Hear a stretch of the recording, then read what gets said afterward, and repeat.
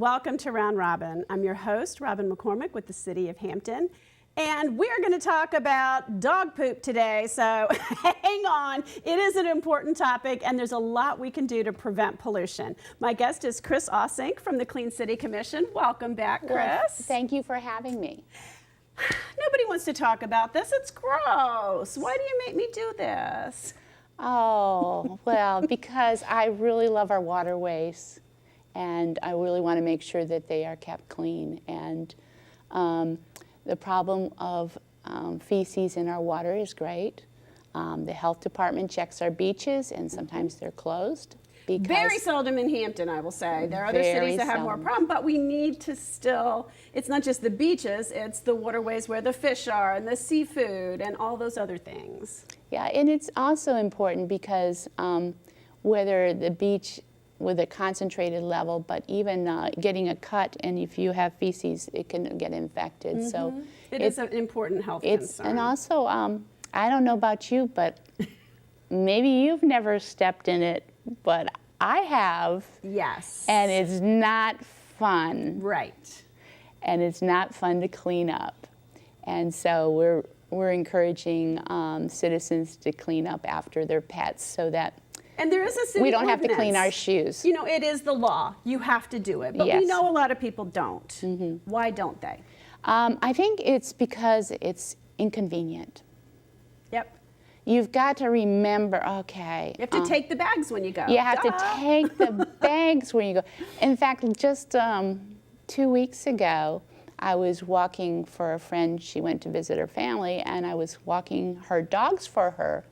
And I went out the door, and I had to go back. I forgot the bags, you know, so to pick up their waste. And if you have multiple dogs, you know, it really is a hassle. And then you're carrying it around, and you're juggling. Yeah, and you're juggling the dogs, and you have the bags in your hand, and I was doing two at once, and so the one's going around the pole, and the other one's good. You know, it's tricky. It's a delicate maneuver. Yeah. So what we'd like to do is make it convenient. That's right. So how do we make it easier for people to clean up after their pets? Well, we have a grant for neighborhoods, not only neighborhoods, but also multi-dwellings.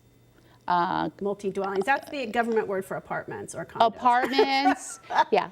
Apartments, townhouses, condos, any HOAs, they may apply for this grant where they get a free pet waste station.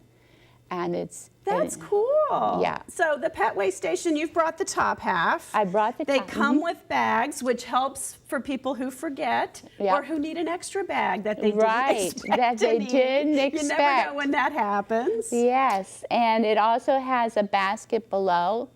This has got a, it does have where you can install it with a basket. It comes on a pole. There's a trash bag. And that really helps because, I mean, I've heard people say, I don't mind cleaning up after that, but I don't want to carry it around. You don't want to carry it all the way home, so on the way back you can empty it. So that's the plus. So this is one of those public-private partnerships that the city talks about a lot. So we are asking neighborhoods or whoever accepts the responsibility for the waste station to do some of the work and the maintenance on an ongoing basis. How does that work, Cris? Well, first of all, you would make sure that you're not putting it on somebody's private property. It needs to go. It can go in the public right-of-way, though, correct? It can go in the public right-of-way. It can go if your HOA has property. Common property. It can go in the common property. Which I assume needs permission of a board and all that stuff. It needs a permission. Actually, everything needs permission of the board because you want to have a buy-in of the neighborhood. So you want the neighborhood association or whatever loose grouping of people. Or the community. Sometimes the management company. Right, in an apartment or something, right. Sometimes the management company puts that as part of their maintenance, if you have a maintenance company. And what a good idea. You know, I work downtown, and there are a lot of people with dogs who live in a lot of those townhouses and apartments downtown, and you see them walking the dogs all the time. Now, to be honest, I don't see very many of them carrying bags. So maybe that's a place you should go to. Yeah. If they're like the dogs I had, they were so anxious to get out the door, they were pulling me out instead of me pulling them out. So, yeah. So this is a convenience. Of course, you know, newspaper bags are awesome. And so grocery it's always bags, depending on the size of dog you have. I have a tiny little dog, so we don't need the big bags. You don't, But we call him, I will tell you this, Sir Poops a lot, because on a 1 mile walk, the dog will go 4 times. Like, he grew up in a condo or an apartment, we got him used, and he knew what he was supposed to do. And he did it as well as he could on every walk. Yeah, doesn't know when the next walk is gonna win. Yeah, they do it in increments, I think. I think they do it on the purpose. dog, like, it's territorial. Does it and is done. That's it, done. Yeah. They're all so different. But let's talk about, you guys also have, for people who don't have these stations yet, or, you need this. We keep one on the dog's leash. It is a little plastic bag container, and you have to buy the bags, so, you can use other things. But this is always good to have. If you could even don't, if you need an extra bag. Like, we'll stuff newspaper bags in our pocket, but this is there for the extras. And, we were talking about showing people it's not as gross as you think, because what you do is you put your hand down here, you are protected, pick it up, pull it out, tie a knot right there, get rid of the smell, tie a knot, and it's not as gross as you think. Yeah, it's not as gross.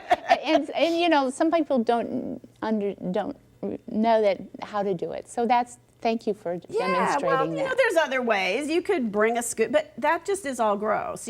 Just keep it all contained in the plastic bag and tie it right away and move on. And awesome.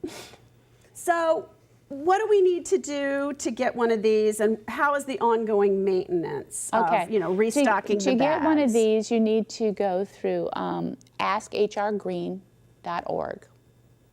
They have a just type in, search Pet Waste Station Grant, and well, you know what? We're going to put a link to it on hampton.gov/Clean City Commission, or HCCC. Yeah. See. So we'll make it easy for people to find. And so you can do that, or you can contact me. Okay. And do it that way. But I would do like an application, so I have your contact information, and you are required that I come and speak to your board or group, or your property manager. Yeah. One person's carrying this ball and they get tired of it, or they go on vacation. You've got to have. You have to have backup. It's for the community. You want people to use it. So the neighborhood then has to, or manager, whoever it is, has to. You said call Miss Utility. Make sure that they're putting it in. Right. Either a public place or a place that they own, not on someone's private property. Right. They're going to have to restock the bags. I suppose we have to buy those after the first. Yes, you do. You get somebody, but there's some really reasonable prices. Okay. So yeah. And then the trash can that sits underneath that, somebody's got to empty that, right? Yes, somebody has to empty that. That's right. Yeah. And reline it, because you want to make it easy for people. So you put a plastic bag in there. Everything goes in the plastic. It's all tied off. Yeah. It is really a community effort. Yes. Now, okay, Cris, in some ways, animal waste is not the worst thing to leave. It's fertilizer. The problem in Hampton is that before it's absorbed and becomes fertilizer, heavy rains, we have a lot of runoff, and all of our runoff at some point kind of ends up in the waterways. We are, 120 miles of coastline. That's just navigable waterways. You count ditches and small creeks and tidal areas. You just can't leave it. Yeah, we have actually over 600 miles of stormwater drainage system. So that's like going from here to Boston. Wow. So you think, I have seen, unfortunately, a pet waste station right by the drop stormwater inlet. No, it's good that you picked it up so no one can get it on their shoes, but we don't want it in the water. And we don't want the plastic in the water either. Right, but that's a good place to put a can. You know, you don't want people. Yes. And there is some, city planners, there is some philosophy about how easy you make it. Same thing with litter. How far apart those trash cans are downtown. How convenient you make it for people to have a bag and clean up after their dog really can change behavior. Yes, it can.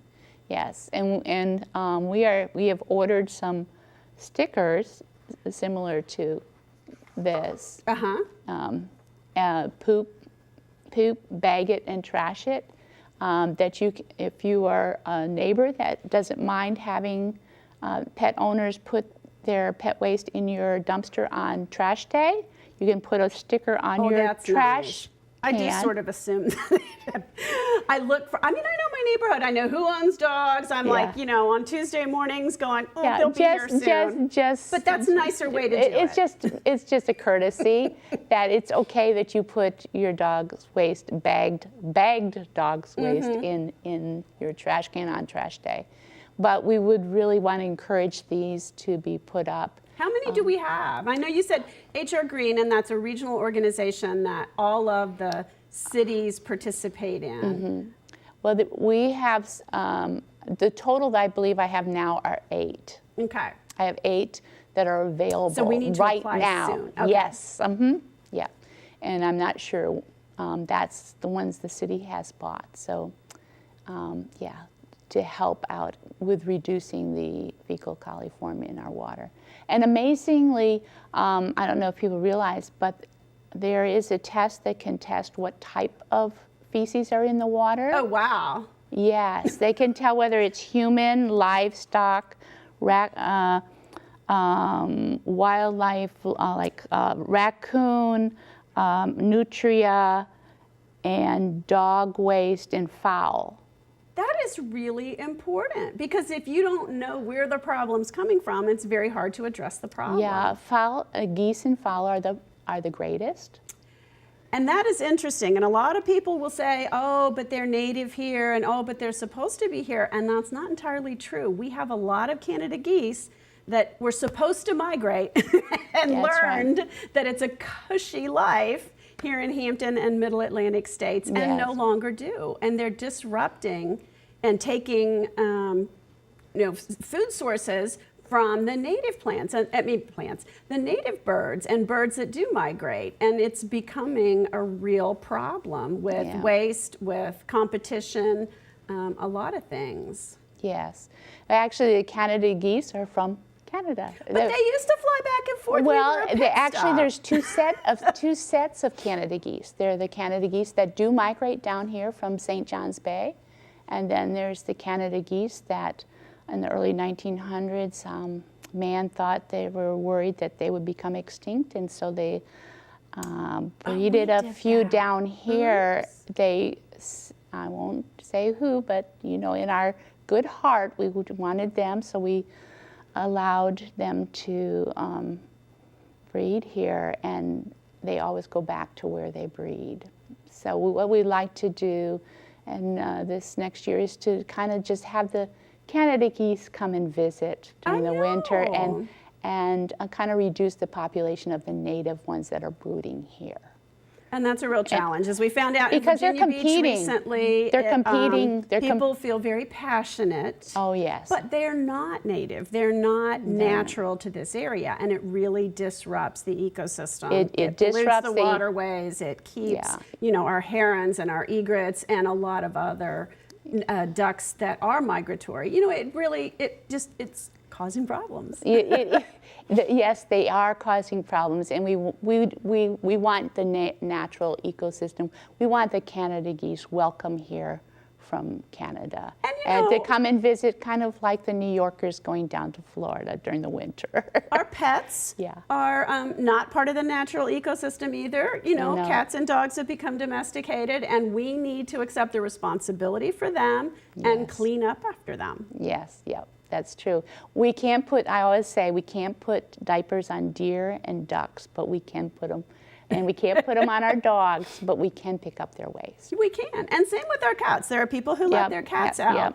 and they are supposed to clean up after them. You can't have Yeah. them, trashing your neighbor's yard. It's Right. not being a good neighbor. No, it certainly isn't. Okay. Well, thank you, Cris. And we'll make sure people know that they can go to hampton.gov/HCCC, and we'll put the link on there and information about pet waste stations. Yes, awesome. Thank you. Thank you for having me. And thank you for watching. I hope you will be a good neighbor and pick up after your pet. Make sure your dog is on a leash. That's a new rule that City Council recently passed.